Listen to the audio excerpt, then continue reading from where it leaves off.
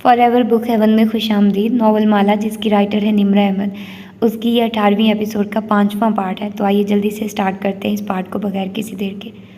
बगीचे में समंदर की लहरों का शोर और नमकीन पानियों की खुशबू वैसी ही फैली थी। वो उनके सामने बैठ गई और उनकी तबीयत पूछी तो वो अपनी जगह बैठते हुए खनखारे। यानी तुमने बताया था बैरबल को? उनका लहजा सपाट था, कोई गिला नहीं, कोई इल्ज़ाम नहीं।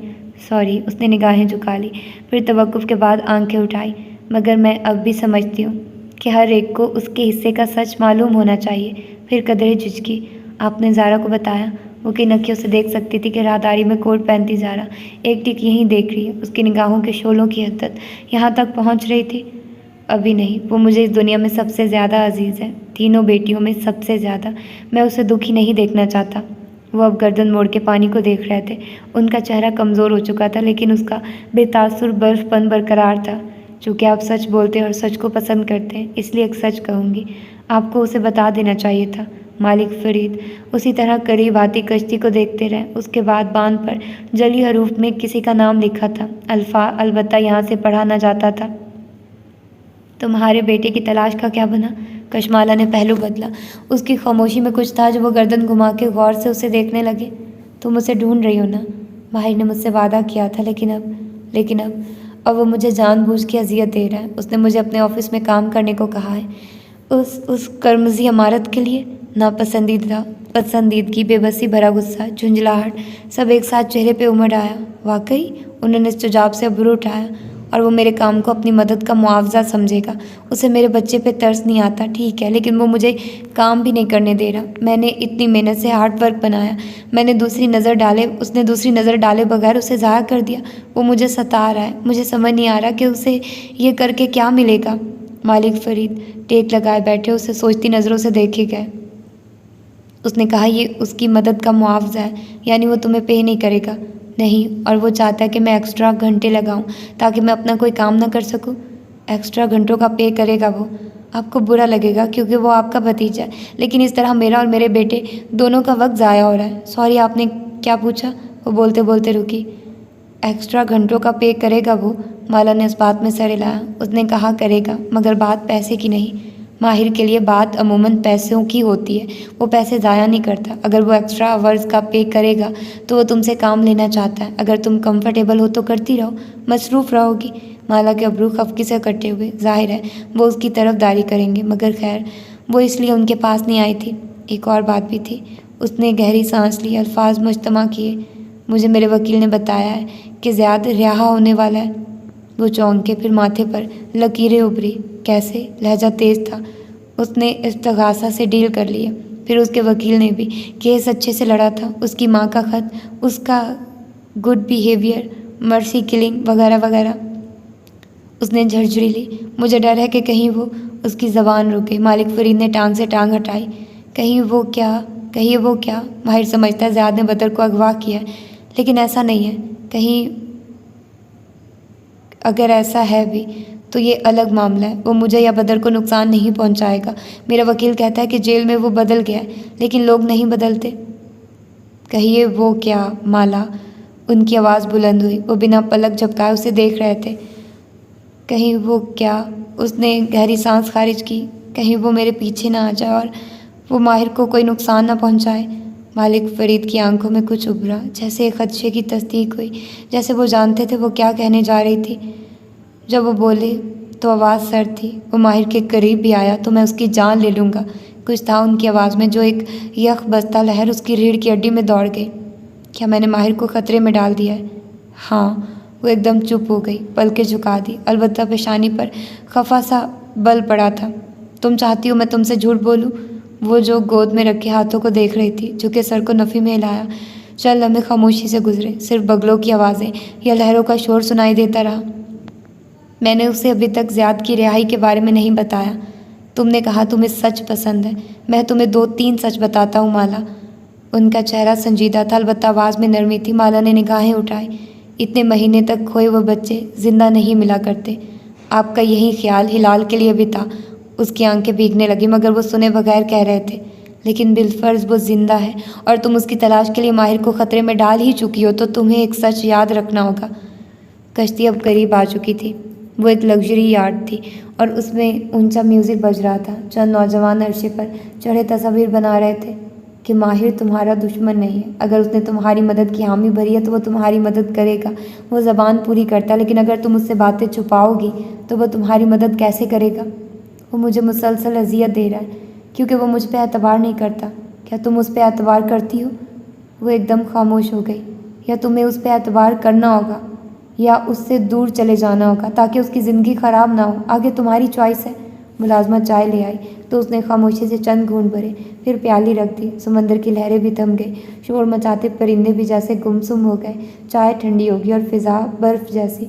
वो कुछ देर उलझी हुई उनकी बात पे गौर करती रही, फिर खड़ी हुई, घड़ी देखी। अब उसे निकलना चाहिए था। वो उठने लगी तो वो कह उठे, ज़ारा शहर जा रही है, वो तुम्हें छोड़ देगी। मेरा ख्याल है। उसने राहदारी की तरफ देखा। वो जा चुकी है। मैं टैक्सी ले लूँगी। उसने जहन में होती टैक्सी के किराए की जमा तफरीक को बिल्कुल नज़रअंदाज किया। फूलों के लिए शुक्रिया। माला ने बेख्तियार शीशे के दरवाजे से झलकती राहदारी को देखा। क्या उन्होंने डस्टबिन में उल्टे फूल देख लिए थे? लेकिन मैं वाकई कासिम पति से एलर्जिक हूँ। उसकी निगाह अतराफ में दौड़ी। वहाँ जगह जगह गमलों में उगे सब्ज पौधे थे, वो बीज जो माही को एक मेहरबान इंसान ने एयरपोर्ट पे दिए थे, जिन्हें बरसों पहले उसने उगाया था। वही पौधे। क्या उन्हें कासिम पति से वाकई एलर्जी थी या उसके तर्किश नाम से उन्हें अपना भाई याद आता था? वो दरवाजे तक पहुंची थी जब बागीचे की सर्दी में तन्हा बैठे मालिक फरीद की आवाज़ गूंजी, मैंने जो कहा है वो मैं करूँगा। वो रुक गई, पलटी नहीं। अगर ज़ियाद ने माहिर को नुकसान पहुंचाने की कोशिश की तो मैं उसकी जान ले लूँगा, ये सोचे बगैर कि वो तुम्हारे बच्चे का बाप है। उसकी गर्दन के पुश्त के बाल खड़े हो गए। बदिक्कत सर हिलाया, फिर बिना पलटे आगे बढ़ गए। ज़ियाद से नफरत, गुस्सा, बेजारी सब अपनी जगह। उस पर बुक शेल्फ गिराना, उसको कैद में देख के पुरसुकून होना सब अपनी जगह, लेकिन वो उसके बेटे का बाप था। अगर उसने माहिर को नुकसान पहुंचाया तो उसकी ज़िम्मेदार वो होगी, और अगर जवाब में मालिक फ़रीद ने कुछ किया तब भी वही ज़िम्मेदार होगी। क्या बड़े होके बदल उसे माफ़ कर पाएगा? क्या वो खुद को माफ़ कर पाएगी? वो मालिक फ़रीद के पास तसल्ली और जवाब ढूंढने गई थी, लेकिन उसका दिल मज़ीद बोझल हो गया था। हर वक्त सच सुनना अच्छा नहीं लगता था, कशमाला मुबीन को भी नहीं। ज़ारीना फ़रीद ने रेस्टोरेंट में दाखिल होने से पहले वक्त लिया था। चंद मिनट वो कार में बैठी खुद को कंपोज करती रही। बदिक्कत जहन से आज होने वाले तमाम वाक़यात और स्याह फाख्ता को झटका और ख़ुद को चंद गहरे सांस लेकर पुरसुकून करना चाहा, जैसे उसने अपने बाप को करते देखा था, लेकिन अमल कभी नहीं किया था। अब भी दूसरे सांस पे ध्यान बट गया और वो सर झटक के बाहर निकल आई। ये खूबसूरत रेस्टोरेंट तुर्क फातेह तो तक था, 2 मलेशियन स्टार जीतने वाला रेस्टोरेंट, जहां आज की बुकिंग चंद हफ्ते पहले करवानी पड़ती थी। ज़्यादा मुआवजा देकर भी अक्सर बुकिंग नहीं मिलती थी, अलबत्ता उसे मिल गई थी। और सबसे अच्छी बात, माहिर उससे पहले पहुंच चुका था। वो मुस्कुरा दी। वो उसे नहीं देख रहा था। वो एक मेज़ पे बैठा सर झुकाए मोबाइल के बटन प्रेस कर रहा था। रेस्टोरेंट में हर जगह सुनहरी माइल भूरी लकड़ी का काम गालिब था और यही रंग सारे डेकोर में इस्तेमाल किया गया था। भूरी मेज़, भूरी कुर्सियाँ, सुरमई गुलदानों में रखे सूखे हुए खाकी फूल। छत यूँ थी गोया रतन की बनी हो। जगह जगह गमलों में सरसब्ज पत्तों वाले पौधे दिखाई देते थे। एक दीवार ऊपर से नीचे तक शीशे की बोतलों से सजी थी। बार काउंटर के साथ कतार में ऊंची कुर्सियां लगी थी, लेकिन उसे इस तरफ नहीं जाना था। वो हॉल के दूसरी तरफ चली आई, जहां वो एक 4 अफराद की मेज़ पे बैठा था। पूरे आस्तीन वाली सफ़ेद हाई नेक स्याह पैंट। उसने लिबास तब्दील कर लिया था, वो भी यकीनन उस डिनर के लिए। वो उसे अहमियत दे रहा था। ज़ारा के दिल पे छाए बादल हटने लगे। उसके जूतों की आवाज़ पे माहिर ने सर उठाया, उसे देख के मुस्कुराया और उठ खड़ा हुआ। वो मेज़ के करीब रुकी, खाकी कोट उतारा जो कि एक वेटर ने बहुत अदब से ले लिया। नीचे वो शैम्पेन रंग का लिबास पहने हुए थी जो भूरी लकड़ी से बने रेस्टोरेंट से मेल खा रहा था। कानों में सुनहरे गोल्ड टॉप्स थे। गर्दन खाली थी। आज गर्दन में वो कुछ नहीं पहनना चाहती थी। ज़ारा नहीं, सोचना वो सब। मैं तुम्हें पिक कर सकता था। माही ने पहले उसके लिए कुर्सी खींची। वो बैठ गई तो वो वापस बैठा। मुझे बाबा के पास जाना था, देर हो गई। अब वो आमने सामने बैठे थे। मेज़ पर सफ़ेद और खाकी रंग के रुमाल और नैपकिन सजे थे। फिज़ा में सी फूड की खुशबू थी जो नागवार ना गुजरती थी। ओपन किचन में शेफ़ काम करते दिखाई देते थे। माली के साथ सब ठीक रहा? माही ने गौर से उसे देखा। वो फाख्ता के बारे में पूछ रहा था, लेकिन नहीं, वो इस बारे में नहीं सोचेगी। हाँ वो ठीक थे, हम ऑर्डर कर लें? उसने मुस्कुराहट बरकरार रखी। बस मंजर में मध्यम म्यूज़िक बज रहा था। इर्द गिर्द बहुत सी खुशबुएं फैली थी जो हर सांस के साथ उसके अंदर जाती उसे रिलैक्स कर रही थी। कुछ देर बाद वो रिलैक्स हो भी गई क्योंकि आखिर वो खुश थी। उसके पास माहिर फरीद था, वो उसके लिए वक्त निकाल के आया था, उसके गिलास में पानी डाल रहा था। वो खुश थी क्योंकि उसने माहिर को अपने लिए दस्तयाब कर लिया था। गलाता टावर पे शाम फैल चुकी थी और आसमान स्याह हो रहा था। ये एक मसरूफ़ सियाहों से भरी गली थी जहाँ दोनों तरफ दुकानें बनी थी। कशमाला मुबीन एक डोनर शॉप के सामने खड़ी थी। उसने बाल पोनी में बांध लिए थे और सफ़ेद कोट के बटन बंद कर रखे थे कि सर्दी बढ़ गई थी। मालिक फरीद के यहाँ से वापसी पे वो घर नहीं गई थी, सीधी यहीं आ गई। उसे माहिर की ज़रूरत नहीं थी, उसे अब जो करना था खुद करेगी। एक डोनर एक शॉप का दहाना खुला था। वो वॉलेट से नोट निकालते हुए ऊंची आवाज़ में अपना ऑर्डर दोहरा रही थी कि नकियों से करीबी कॉफ़ी शॉप को देखा। वो उस जगह थी जहाँ बदरा से चंद माह पहले मिला था। बदर उसे चंद माह पहले मिला था कॉटन कैंडी के साथ। उसकी निगाहें शॉप के दरवाजे पर लगे सीसीटीवी कैमरा पे रिंग गई। हानम अफंदी, कैचअप डोनर वाला दुकानदार उसे पुकार रहा था। चौंक के पलटी सर नफ़ी में हिलाया, फिर देखा वो किसी दूसरे ग्राहक का ऑर्डर पैक कर रहा है। प्लास्टिक शॉपर में उसने शॉपर को नापसंदीदगी से उसे देखा। क्या तुम लोगों ने अभी तक प्लास्टिक का इस्तेमाल बंद नहीं किया? दुकानदार ने लापरवाही से थोड़ी ऊंची करके सर को झटका दिया। ये उसका मसला नहीं था, उन लोगों को इन्वायरमेंट का बिल्कुल ख्याल नहीं है, उस ग्राहक ने अंग्रेज़ी में कहा। अब वो दुकानदार से अपना शॉपर पकड़ रहा था। ऐसा ही है, उसने अफसोस से वॉलेट पर्स में वापस डाला। उस स्याह लंबे कोट वाले नौजवान ने अपना ऑर्डर लिया और पलट गया। सर पर ऊनी टोपी, माथे पर सुनहरी बालों की झलक। माला ने मुड़ के उसे जाते देखा। आंखें छोटी हुई, जहन में एक ख्याल जागा था। हानम अफंदी, पुकार पे वो चौंकी। वो उसकी तरफ एक शॉपर बढ़ाए हुए था। उसमें एक डोनर रोल एल्युमिनियम फॉइल में लिपटा था, साथ चंद टिश्यूज़ अड़से थे। उसने शॉपर थामा, वो नीचे से गर्म था। जहन में उभरा ख्याल अंदर किसी समंदर में गुम हो गया। कुछ देर बाद वो अपना शॉपर उठाए उस कॉफ़ी शॉप में दाखिल हो रही थी। चेहरा संजीदा था। जी आपको क्या चाहिए? काउंटर वाला नौजवान मुतवज्जे हुआ। वो एक 2 मंजिला शॉप थी। नीचे एक सिटिंग एरिया बना था, एक गोल जीना ऊपर भी जाता था जहाँ यकीनन मज़ीद कुर्सियाँ मेज़ें होंगी, बैरबल की बेकरी की तरह, लेकिन ये उससे कहीं छोटी थी। मुझे कुछ मदद चाहिए। वो नौजवान तवज्जो से सुनने लगा। 3 साढ़े 3 माह पहले एक वाक़या हुआ था। मेरा बेटा इस गली में खो गया था। वो बाद में मिल गया था, लेकिन किन अँखियों से वो देख सकती थी कि काउंटर के करीब खड़े 2 अफराद उसे देख रहे थे। एक की मूछें थी और हाथ में नन्ही तस्बीह थी।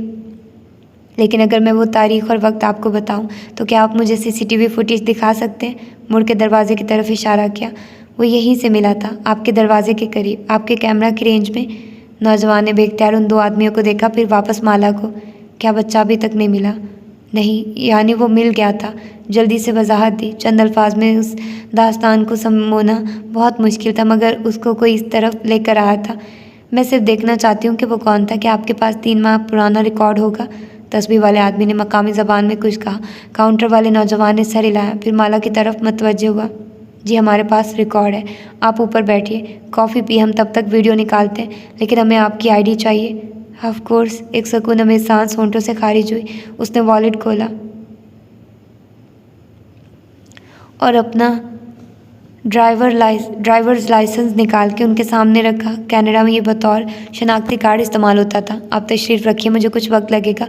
नौजवान ने कार्ड 2 उंगलियों में पकड़ के देखा, फिर माला को, फिर कार्ड को, जैसे शक्ल की तस्दीक की। मैं ये वीडियो के साथ आपको दे दूँगा, मैं बस थोड़ा सा काम मुकम्मल कर लूँ, फिर आपका काम करता हूँ। आप चाय कहवा कुछ लेंगी? उसने जीनों की तरफ इशारा किया। लकड़ी का तंग जीना ऊपर जाता था, वहाँ मखरूती छत थी और चंद मेज़ें। नहीं शुक्रिया, मुझे सिर्फ वीडियो देखनी है। वो जीनों की तरफ बढ़ गई। अब वो कदरे बेहतर महसूस कर रही थी। ये इतना मुश्किल नहीं था, उसे माहिर का इंतज़ार नहीं करना चाहिए था। वो सिर्फ उसका वक्त ज़ाया कर रहा था। उसे अपनी अना और उसकी ज़िंदगी दोनों को सबोताज करने की ज़रूरत ना थी। वो ये सब कुछ खुद भी कर सकती थी।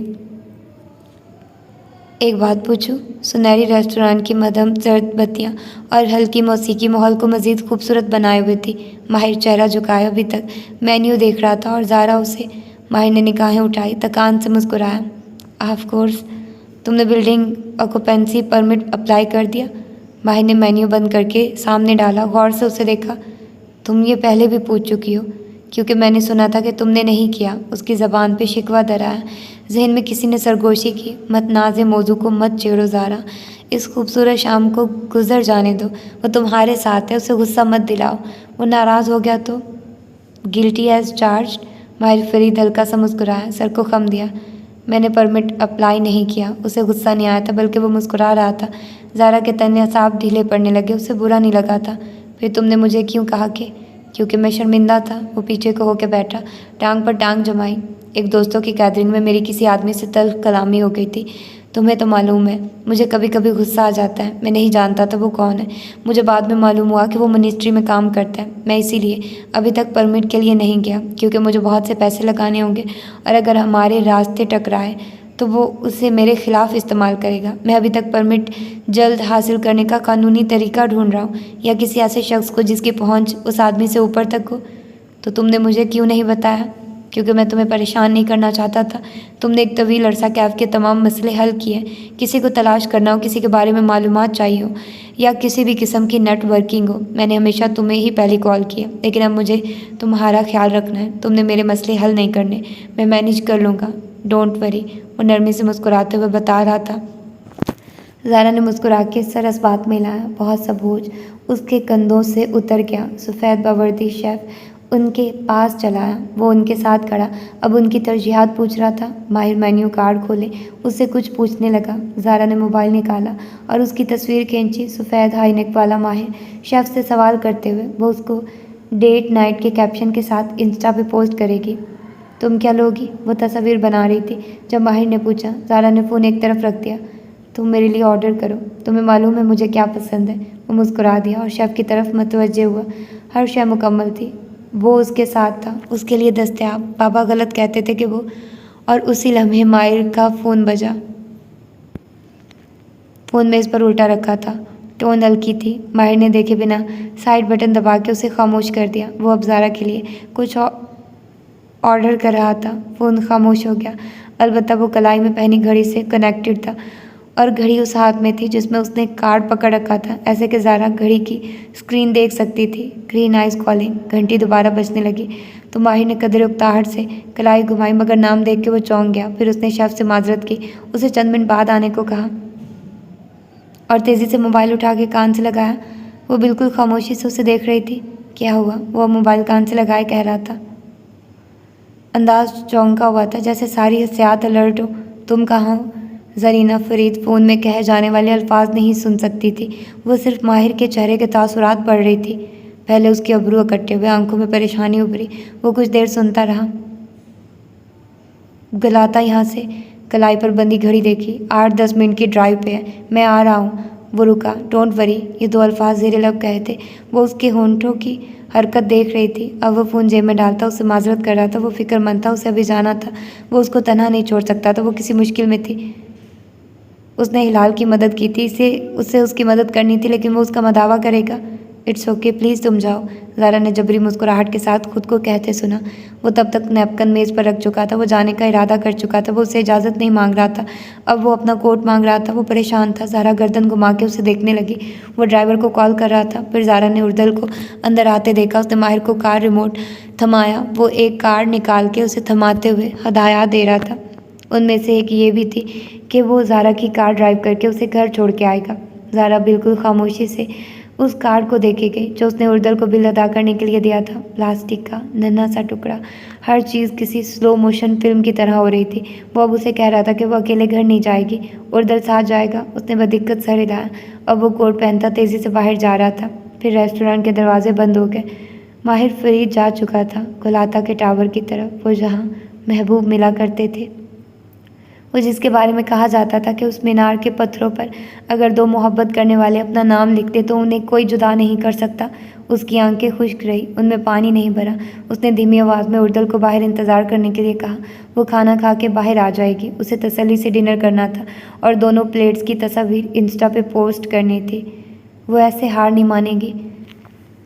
कशमाला को इंतज़ार करते हुए 20 मिनट हो गए और इस दौरान वो 2 दफ़ा नीचे चक्कर लगा आई, और हर दफ़ा काउंटर वाले लड़के ने जब कुछ देर और कहा तो उसे एहसास होने लगा कि कुछ गलत है।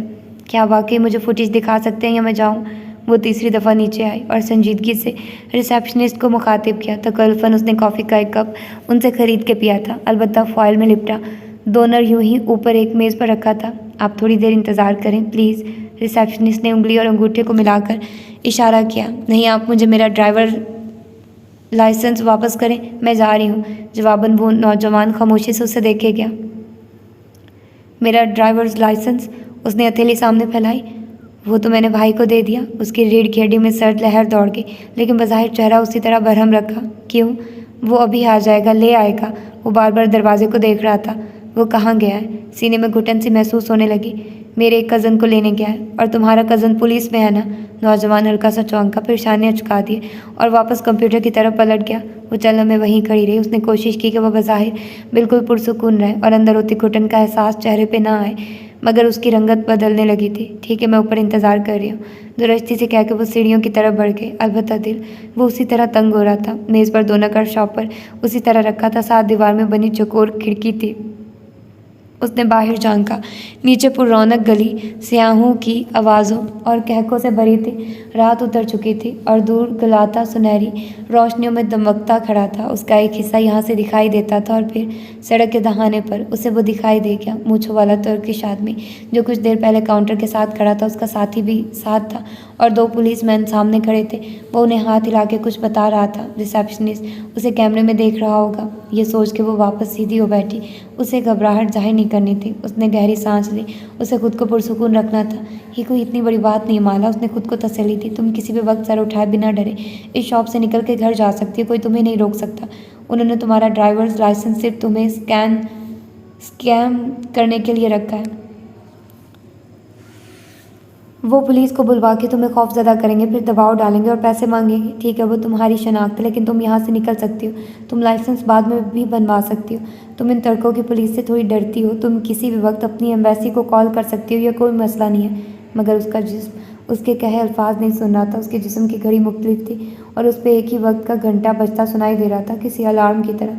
तुम बाहर नहीं निकल सकती, तुम ट्रैप्ड हो। ट्रैप्ड। उसने हाथ सीने पर रख लिया। दिल घुट रहा था। इतने बरस की थेरापी, काउंसलिंग और ख़ुद को अपने पैरों पे खड़ा करने के बाद अगर उसे लगा था कि वो तंदुरुस्त हो चुकी है तो वो गलत थी।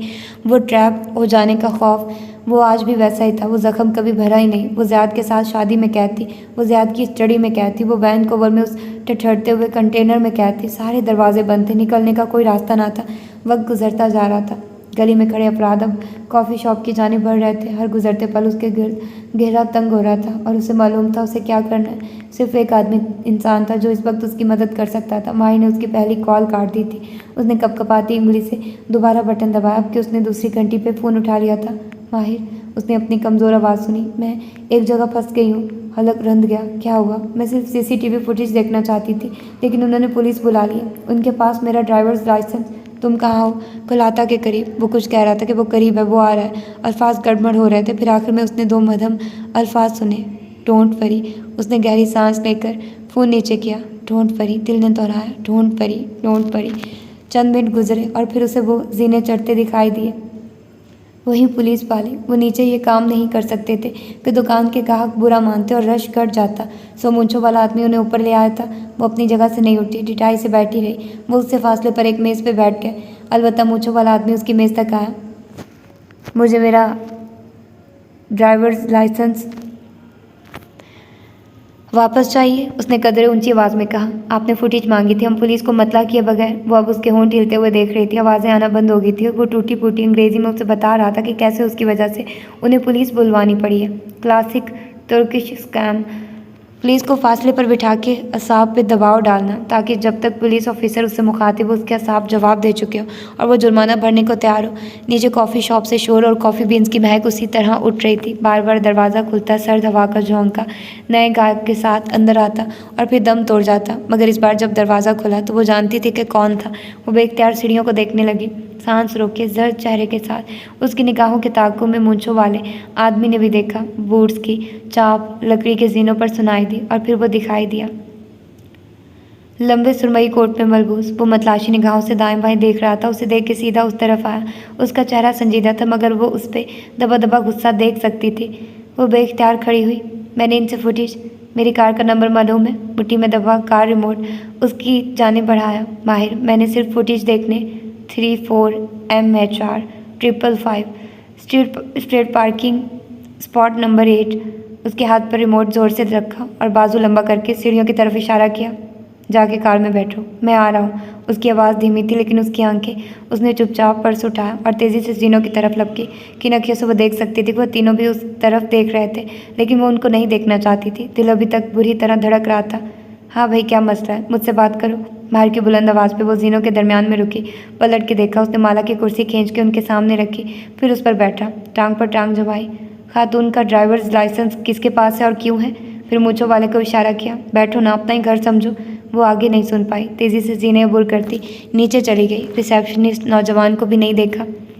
दरवाज़ा खोला तो बाहर गली की सर्द हवा ने इस्तकबाल किया, लेकिन उसका सांस तब तक बहाल न हुआ जब तक उसे माहिर की कार न मिल गई। उसने बैठते ही दरवाज़ा लॉक कर लिया, फिर चंद गहरे सांस लिए। कार में ऊद और गुलाब की महक थी और किसी बासी सुगार की भी, लेकिन उसका ज़हन इस वक्त सिर्फ एक ही नुक्ते पे जमा था। ज़ियाद का बर्फीला कंटेनर, टूटा हुआ बुक शेल्फ, जंजीर में जकड़ा हाथ, कैद हो जाने का खौफ, बेबस होके ट्रैप हो जाने का डर। ये ट्रॉमा शायद ज़हन से निकल गया था, लेकिन जिस्म से नहीं निकला था। जिस्म कुछ भी नहीं भूलता। कभी लिफ्ट का दरवाज़ा देर से खुलता, या कभी कोई इंसान उसकी आज़ादी सल्ब करने की बात करता, या कभी किसी शादी का इवेंट कवर करते हुए दुल्हा को दुल्हन को बुरी तरह ट्रीट करते देखना पड़ता। ऐसे में हर दफ़ा ये ट्रॉमा बाहर आता था। वो खौफ कभी जिस्म से अलग हुआ ही नहीं था। शबनम को नसीहतें करना अलग बात है, अपने खौफ को मुजस्सम सूरत में देखना अलग। दरवाज़ा ज़ोर से खुला तो वो चौंकी। वो अंदर बैठ रहा था, फिर उसने दरवाज़ा बंद किया। चल हमें वो कुछ नहीं बोला, लेकिन उसने सीट बेल्ट भी नहीं पहनी। एक नन्हा कार डैशबोर्ड पर रखा, उसका ड्राइवर लाइसेंस। वो माहिर को नहीं देख रही थी, बस विंड स्क्रीन पे निगाहें मरकूज कर रखी थी। वहाँ बारिश की नन्ही बूंदें गिर रही थी। ये कब गिरना शुरू हुई उसे मालूम ना था, बल आखिर उसने हिम्मत की।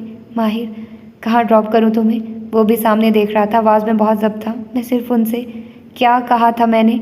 वो उसकी तरफ घूमा तो उसने देखा उसके चेहरे पे ढेरों गुस्सा था कि तुम बिज़ी हो, नहीं आ सकते, इसीलिए मैंने कहा था जब जाना होगा तो बताऊंगा। इसमें क्या मुश्किल था समझना?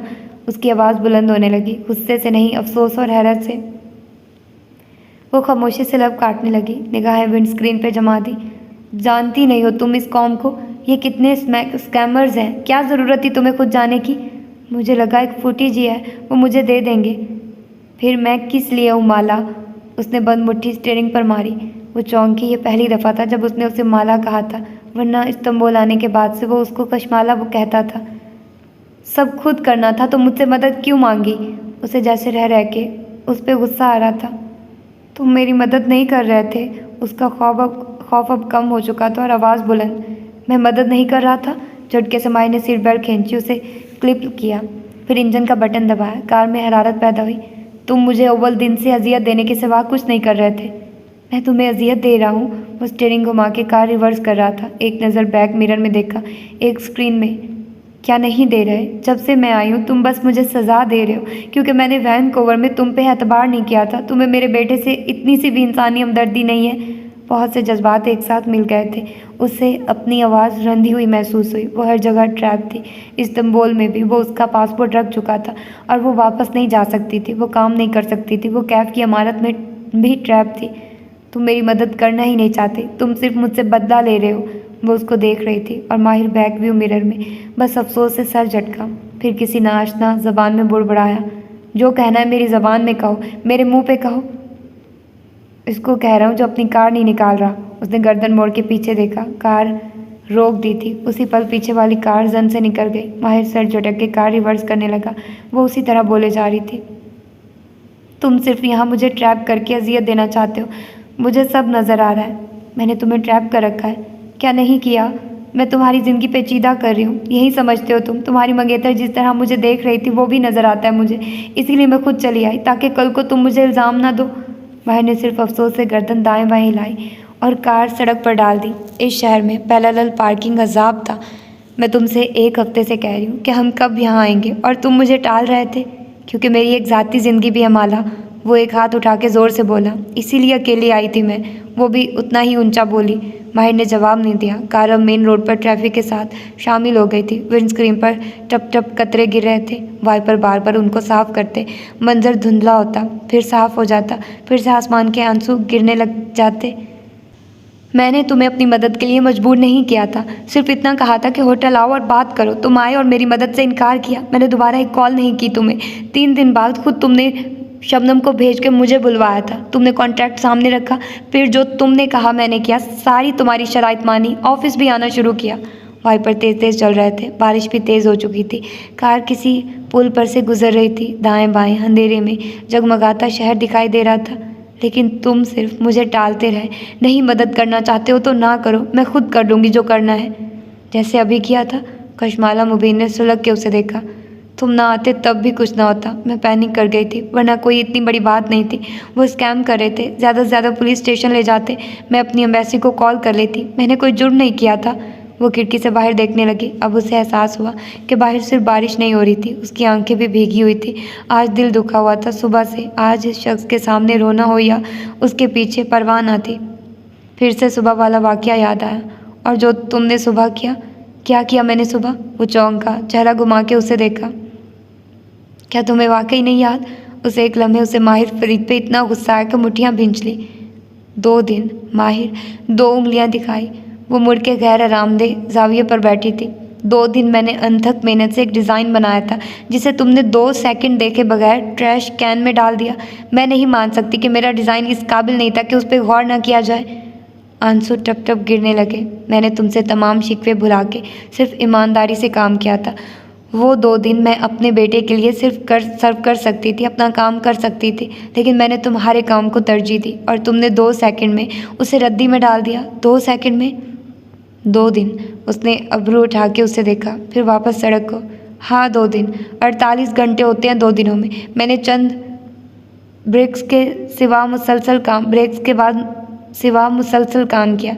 मैं ये नहीं कह रही कि उसको ही तुम फाइनल करते, बेशक ना करते, लेकिन दूसरी नज़र तो डालते, उस पर बात तो करते। मैं नहीं मान सकती कि तुम 2 सेकंड में एक डिज़ाइन का फ़ैसला कर सकते हो, लेकिन नहीं। अफसोस और मलामत से उसे देखा। तुम्हें सिर्फ माला को अजियत देनी थी। 2 दिन। हाँ 2 दिन। माहिर ने पहले उसे देखा और वापस सड़क को देखा। वाइपर उसी तरह हिल रहे थे। अलबत्ता जिस इलाके में से कार गुजर रही थी वहाँ बारिश मध्यम थी। माला ने हाथ के पुछ से गाल रगड़े। मुझे कहीं उतार दो, मैं खुद चली जाऊँगी। 2 दिन। वाह। वो ज़ेरे लब बुड़बड़ाया, जैसे उसकी बात सुनी ही ना हो। कशमाला ने दाएं बाएं देखा। हम पुल के इस तरफ क्यों जा रहे हैं? बलद पीछे है। माला 2 मिनट खामोशी से मुझे ड्राइव करने दे सकती हो? वो अब के बरहमी से बोला था। वो खामोश हो गई और खिड़की से बाहर देखने लगी। इस इंसान से बात करना फजूल था, शिकवा करना इससे भी ज़्यादा फजूल। चंद मिनट खामोशी से कटे। वो कुछ नहीं बोली। रात में जगमगाता शहर बारिश से उसी तरह भीगता गया। कुछ इलाकों में बारिश तेज थी, कुछ में महज फवार के जैसी। कार जिस रास्ते पर जा रही थी वहाँ बूंदाबांदी मध्यम होती जा रही थी। वो उस रास्ते को पहचानती थी। ये करताल डिस्ट्रिक्ट था। उस भीगी अंधेरी रात में सुर्ख इमारत वीरान खड़ी थी। वो इंडस्ट्रियल एरिया था। इर्द गिर्द सड़क और ट्रैफिक के शोर के सिवा कोई जी नफ्स न था। अलबत्ता गार्ड्स और नाइट वॉचमैन मौजूद थे। माहिर एक चौकी के करीब कार लाया, सर के खम से वॉचमैन को सलाम किया। उसने बैरियर हटा दिया। वो कार अंदर ले गया, फिर उसे इमारत के दहाने पर जा खड़ा किया। माहिर ने बटन दबाया। सीट बेल्ट ढीली हुई। बाहर आओ, बाहर बारिश है। नहीं पिघलोगी तुम, बाहर आओ। वो दरवाज़ा खोल के बाहर निकल गया। उसने आंखों के भीगे किनारे पूंछे और एक बेबस निगाह अपने सफ़ेद कोट पे डाली। फिर बाहर निकली तो देखा नीचे ज़मीन कच्ची थी। बारिश भले हल्की थी लेकिन ज़मीन को कीचड़ बना चुकी थी। वो सफ़ेद स्नीकर से चलती उसके पीछे आए। जूतों के किनारे गदले होते गए। चेहरे पर फुहार गिरने लगी। वो इमारत की बैरूनी सुर्ख दीवार के साथ जा रुका था। वो नाखुशी से अबरू भींचे उसके सामने ठहर गई। आंखें अभी तक रोई रोई थी और बाल बूंदाबांदी से गीले होने लगे थे। ये कौन सा रंग है? दीवार पर चकोर सुर्ख पैनल्स चिस्पा थे, कुछ छोटे कुछ बड़े। वो एक ब्लॉक पर उंगली रखे हुए था। सुर्ख। गुड। माहिर ने इस बात में सर हिलाया। चंद कदम आगे बढ़ा। एक दूसरे ब्लॉक पर उंगली रखी। ये भी सुर्ख है? वो कहना चाहती थी कि ये हल्का सुर्ख है। रोशनी मध्यम थी, लेकिन उसने बस सर हिला दिया। उसे माहिर फरीद से कोई बहस नहीं करनी थी। ये भी सुर्ख होगा? वो मज़ीद आगे बढ़ा। ऊपर से गिरते कतरे माहिर को भिगो रहे थे। सुर्खी है, बहुत जब से कहा। और वो ऊपर तीसरी कतार में 5वां ब्लॉक। उसने गर्दन उठाई। बूंदें नागवार गुजर रही थी। इमारत के बाहर कम रोशनी थी, लेकिन वो देख सकती थी। वो भी सुर्ख है, राइट? माला ने अब की आंखों की पुतलियां सुकेड़ के उसे देखा। उसकी आंखों में तंज था। फिर वो उसके सामने आ रुका। उसके बाल पानी से भीग चुके थे और चेहरे और गर्दन पर कतरे ठहरे थे और आंखों में बहुत कुछ था, तंज, सदमा, अफसोस। इनमें से कोई भी रंग सुर्ख नहीं है कशमाला बेबी। वो स्कारलेट है, ये बरगंडी, वो सामने वाला क्रिम्सन, इसके ऊपर मैरून, ये दाएं तरफ रस्ट है, इसके साथ फायर ब्रिक, और वो तीसरा ब्लॉक रस भरी रंग का है। माला ने वापस दीवार को देखा, फिर उसे। अंधेरे में सब एक जैसे। 28 शेड्स हैं इस इमारत में सुर्ख के। 28 तरह का फाइबर ग्लास लगा है यहाँ। करताल के लोग कहते हैं ये इमारत एक दिन में बनी है। जानती हो क्यों? माला ने जवाब नहीं दिया। वो बाजू सीने पर लपेटे उसे देखे गई। जिस दिन फाइबर ग्लास के ऊपर से शीट्स उतरी थी और इमारत का सुर्ख रंग नुमाया हुआ था तो इलाके वाले परेशान हो गए थे। उनका कहना था कल रात तक ये इमारत यहाँ नहीं थी। बारिश में तेज़ी आ गई थी, मगर वो परवाह किए बिना बौछार में भीगता उसी जख्मी आवाज़ में कह रहा था, इतना रकबा नहीं था कि 8 मंजिलों से ऊंची इमारत बना सकता।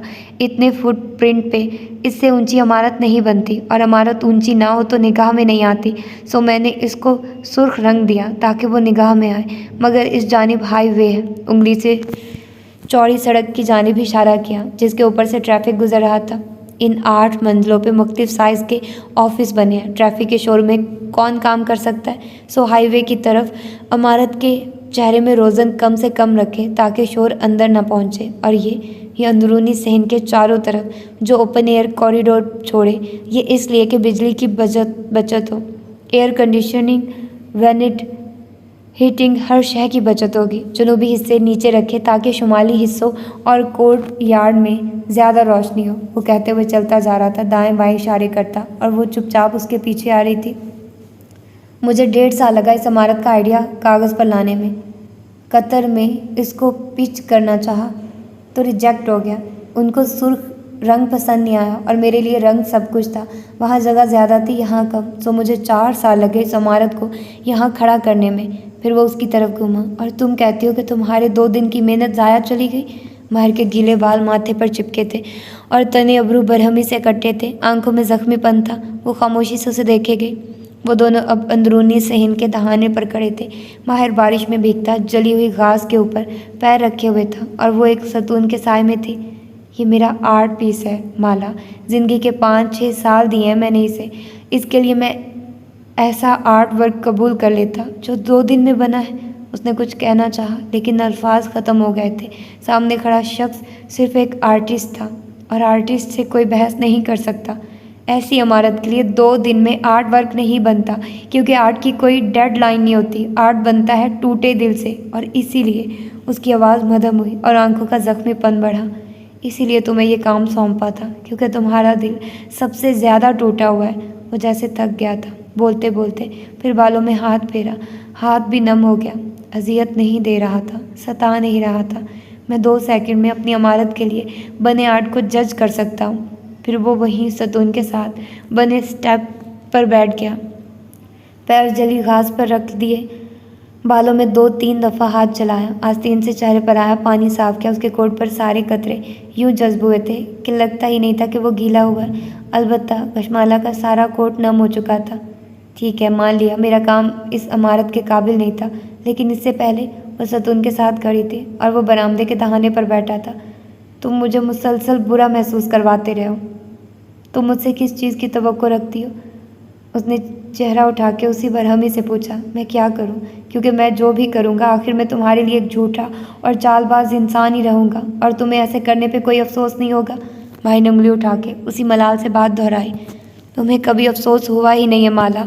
मुझे अफसोस नहीं है, मुझे। उसने सीने पर उंगली रखी। मैं तुम्हारे सामने खड़ी हूँ और तुम कहते हो कि मुझे अफसोस नहीं है। नीम अंधेरे में चांद की रोशनी और सफ़ेद बल्ब की दमक में वो उसके चेहरे पे आई सुर्खी देख सकता था। कभी तुमने खुद को मेरी जगह पे रख के देखा है माहिर? वो नीचे उसके साथ बरामदे के दहाने पर बैठी, आंखों में अफसोस भरी बेबसी थी और उंगली सीने पर जमी थी। कभी तुमने अपने मैं हमेशा दुरुस्त हूँ से निकल के सोचा है? शादी, तलाक, बच्चे का माजूर होना हलक रन गया। ये नहीं समझ आता जब तक अपने साथ ना हो माहिर।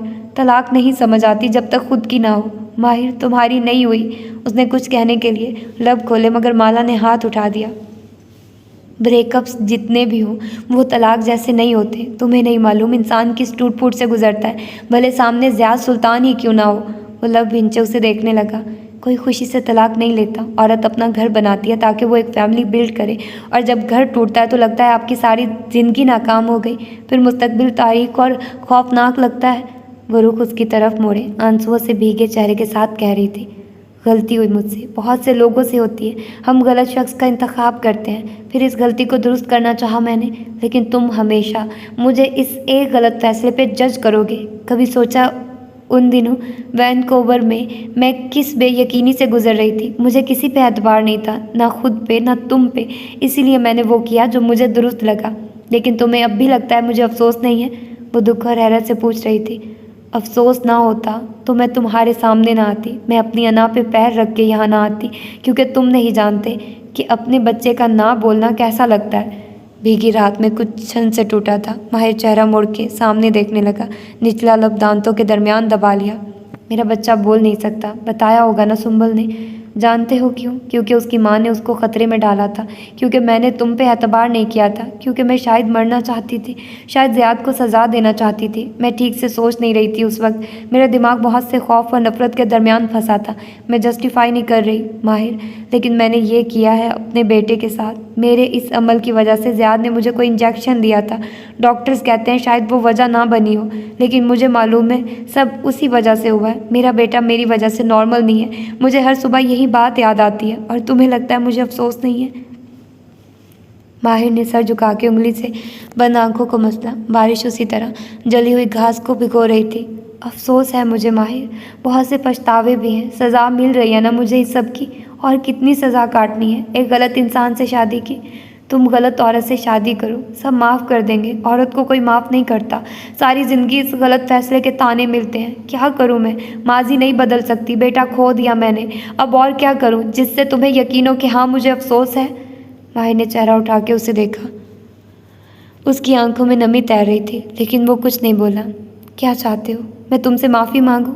मांग लेती हूँ। जब तुमने माफ़ी मांगी वैनकूवर में कैफ बनने के लिए, तो मैंने तुम्हें माफ़ कर दिया था ना। क्या तुम मुझे माफ़ कर सकते हो? तुम मुझे जज करना छोड़ सकते हो, या तुम चाहते हो कि मुझे मज़ीद सज़ा मिले ताकि तुम्हें अपना आप दुरुस्त लगे? बार बार सामने बैठा माहिर धुंधला पड़ जाता, फिर पलकें झपकती तो वो साफ दिखाई देता। मुझे मालूम है कि मेरे सारे फैसले दुरुस्त नहीं थे, क्योंकि मैं इंसान हूँ माहिर। मैं तुम्हारे जितनी अक्लमंद नहीं हूँ, इसीलिए तुम्हारे पास आई हूँ, क्योंकि हम सब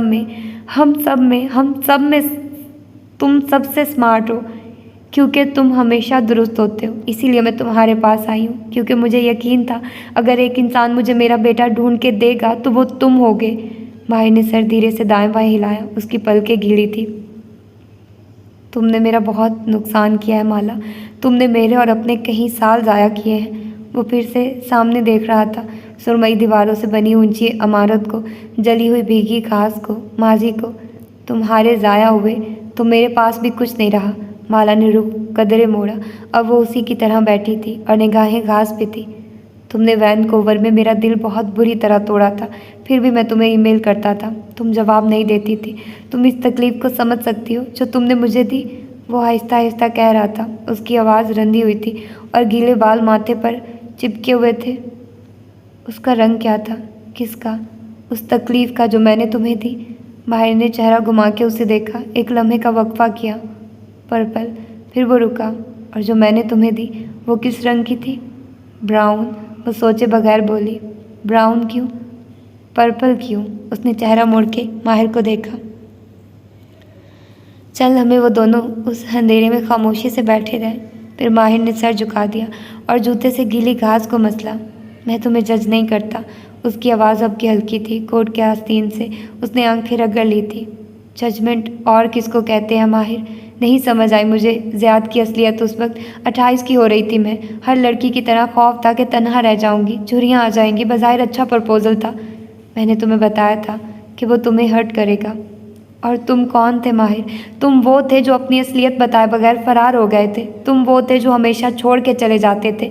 तुम कभी कुछ भी नहीं थे सिवाय एक वो लफ्ज़ तलाश करने लगी, एक झूठे इंसान के। उसने मदद की। माला ने गहरी सांस ली। नहीं, तुम झूठे नहीं हो, मगर तुम सच भी नहीं बोलते। यानी तुम पूरा सच नहीं बोलते, सच पे फ़िल्टर लगाते हो। सच पे फ़िल्टर? उसने अब्रू उठाया। तुम मुझे इस्तांबुल में मोहित की शादी के वक्त ज़ियाद की हकीकत बता सकते थे, तुमने नहीं बताया। तुम हमेशा नाप तोल के सच बोलते हो और मुझे यही बात बुरी लगती है, मगर तुम समझते हो कि मुझे अफसोस नहीं है, जैसे मैं किसी संगदिल मुजस्मे की तरह रह रही थी।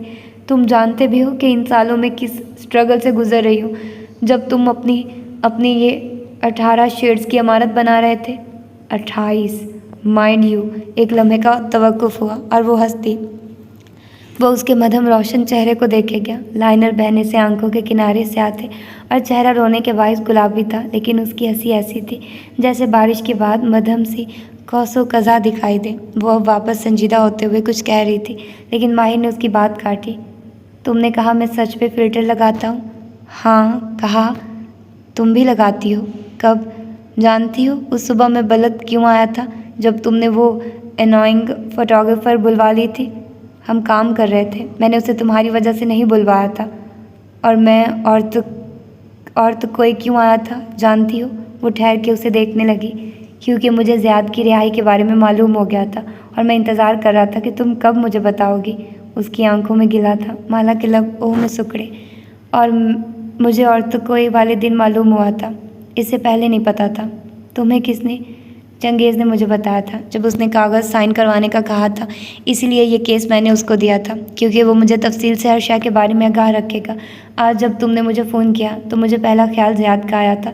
वो अब तक रिहा हो चुका होगा और वो तुम्हारे पीछे ज़रूर आएगा। माहिर, नहीं, मेरी बात सुनो। मैं तुम्हारे बेटे को तुम्हारे साथ तलाश करूँगा माला, लेकिन तुम मुझसे पूरा सच बोलोगी। जैसे जवाब में मैं कहने जा रहा हूँ वो बिना फ़िल्टर के सच है। जैसे जो अब मैं कहने जा रहा हूँ वो बिना फ़िल्टर के सच है। वो रुका। वो जानती थी वो क्या कहने लगा है। ये कि कोई नया सरकार नहीं है और तुम्हारा बेटा ज़ियाद के पास है। ये सब उसी ने किया है। कैसे किया है मुझे नहीं मालूम, लेकिन ये उसी ने किया है। मुझे नहीं पता माहिर, लेकिन मैं तुमसे पूरा सच बोल सकती हूँ अगर तुम मुझे जज करना छोड़ दो। ओके, तमाम। उसने दोनों हाथ उठा दिए। No filters, no judgments. Mala ने सर ऊपर नीचे हिलाया। एक गीली सांस नाक से अंदर खींची। सर्दी बढ़ गई थी और बारिश थम चुकी थी। माहिर का कोट सूखा बेदाग था, अलबत्ता उसका सफ़ेद फास्ट फैशन कोट तबाह हो चुका था। तुम्हारे नज़दीक ज़ियाद मुजरिम है, ठीक है, लेकिन तुम ज़ियाद से अपने ग्रज में ये नहीं भुलाओगे कि एक नया सरकार एग्जिस्ट कर सकता है। माहिर के चेहरे पे उकताहट उभरी, लेकिन फिर उसने गहरी सांस खींची। ओके, मैं इस इम्कान को जहन में रखूँगा, ठीक। फिर वो रुका, जैसे कुछ सोचा। ब्राउन क्यों? वो हाथ झाड़ते हुए उठ खड़ी हुई। पर्पल क्यों? वो धीरे से हंस दिया, सर दाएं बाएं हिलाया और खड़ा हो गया। सॉरी, इसलिए कि मैं अकेली गई। मुझे तुम्हारी बात मान के इंतज़ार करना चाहिए था। वो दोनों अब सतून के साथ आमने सामने खड़े थे। पता नहीं तुम क्या कर रहे थे, कहाँ थे, मुझे ख्याल नहीं आया कि तुम मसरूफ़ हो गए। उसके चेहरे पे पछतावा उभरा। तुम्हें सॉरी करनी भी चाहिए। माला ने चौंक के उसे देखा। वो अब मोबाइल निकाल के स्क्रीन रोशन कर रहा था। नीली रोशनी उसके चेहरे पे पड़ रही थी। वो गूगल मैप्स खोले हुए था। मुझे भूख लगी थी, मगर तुम्हारी वजह से मैं एक मिशेलियन स्टार रेस्टोरेंट से खाना खाते खाते रह गया। फिर चेहरा उठा के उसे देखा। कुछ खाओगी? उसने गर्दन ऊपर नीचे हिलाई। इतना रोने और बोलने से वो शदीद थक चुकी थी। ऊपर से डॉनर और उसके चिकने शॉपर को वो कॉफ़ी शॉप में भूल आई थी। बॉस्फोरस किनारे बने। पता नहीं कहाँ हूँ मैं। तो ये था इसका 5वां पार्ट। होपफुली कि आप लोगों को पसंद आएगा। मिलते हैं इसके अगले पार्ट में। अपना ढेर सारा ख्याल रखिएगा। अल्लाह हाफिज़।